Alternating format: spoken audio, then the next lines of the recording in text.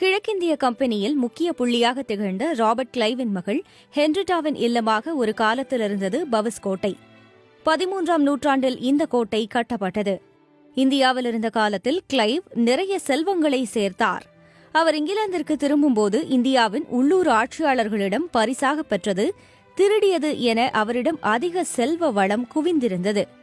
அவ்வாறு கொண்டுவரப்பட்ட ஆயிரக்கணக்கான பொருட்கள் இந்த கோட்டையில் காட்சிக்கு வைக்கப்பட்டுள்ளன.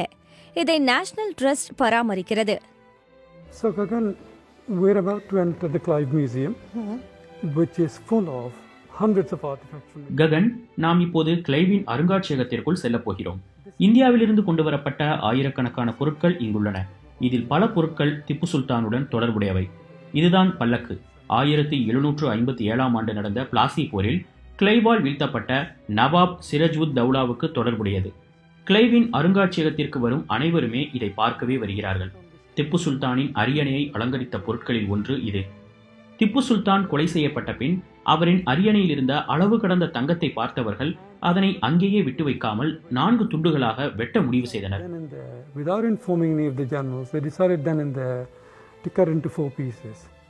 இன்று இதன் மதிப்பு என்ன? I don't think this is going to be for sale. I think it's historic and cultural value. இது விற்பனைக்கு வரும் என்று எனக்கு தோன்றவில்லை. இதன் பொருள் மதிப்பை விட இதன் வரலாற்று சிறப்பும் மற்றும் கலாச்சார மதிப்பும் மிக மிக அதிகம் என நினைக்கிறேன். இங்கு உள்ள காட்சி பொருள்களில் இவை திப்பு சுல்தானுடன் தொடர்புடையவை.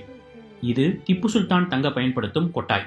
அவர் போருக்கு சென்றாலோ வேறு பயணங்களுக்கு சென்றாலோ அதிகாரிகளை சந்திக்க அன்றைய சபையை நடத்த ஓய்வு எடுக்க இதை பயன்படுத்தியுள்ளார். இது பவிஸ்க்கு எடுத்து வரப்பட்ட போது பல ஆண்டுகளாக சம்மர் பார்ட்டிகளில் கொட்டாய் போடப்பட்டு மக்கள் உள்ளே உட்கார அனுமதிக்கப்பட்டுள்ளனர். திப்பு சுல்தானின் வீழ்ச்சி மற்றும் மரணம் மீதமிருந்த இந்தியாவை கைப்பற்றுவதற்கான தடைகளை உடைத்தது. இதை எடுத்துக்காட்டும் விதமாக இது உள்ளது என நாம் பொருள் கொள்ளலாம் என நினைக்கிறேன். 270 ஆண்டுகளுக்கு முன்பு பிறந்த ஒரு காலத்தில் பலராலும் விரும்பப்பட்ட மைசூரின் மன்னர் திப்பு சுல்தான் தற்போதுள்ள இந்தியாவில் மிகவும் சர்ச்சைக்குரியவராக பார்க்கப்படுகிறார். சிலர் அவரை மிகவும் துடிப்பான விடுதலை போராளி என்று அழைத்தாலும் சிலரோ அவரின் பெயர் இந்திய வரலாற்றிலிருந்தும் பள்ளி பாட புத்தகங்களிலிருந்தும் நீக்கப்பட வேண்டும் என்கின்றனர். அவர் இந்துக்களை கட்டாயப்படுத்தி மதமாற்றம் செய்ததாகவும் கிறிஸ்துவர்களை தண்டித்ததாகவும் அவர்கள் குறிப்பிடுகின்றனர். When I weigh up Tipu's good and his bad, he is not what he's demonized. Tipu சுல்தானின் குணங்களை ஒப்பிட்டு பார்க்கும்போது பலரால் குறிப்பிடப்படுவது போல அவர் மோசமானவர் இல்லை. அவர் மோசமாக நடந்து கொள்வதற்கான திறன் இருந்த போதிலும் அவரிடம் இரக்க குணமும் அன்பு செலுத்தும் குணங்களும் இருந்துள்ளன.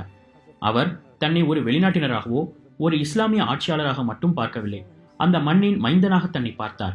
நான் சிரிங்க பட்டணத்திற்கு சென்றபோது அங்கிருந்த ஒவ்வொருவரும் என்னிடம் கூறியதெல்லாம், நாங்கள் வேறென்ன சொல்வது, அவரே எங்கள் மண்ணை ஆண்ட மன்னர் என்றார்கள்.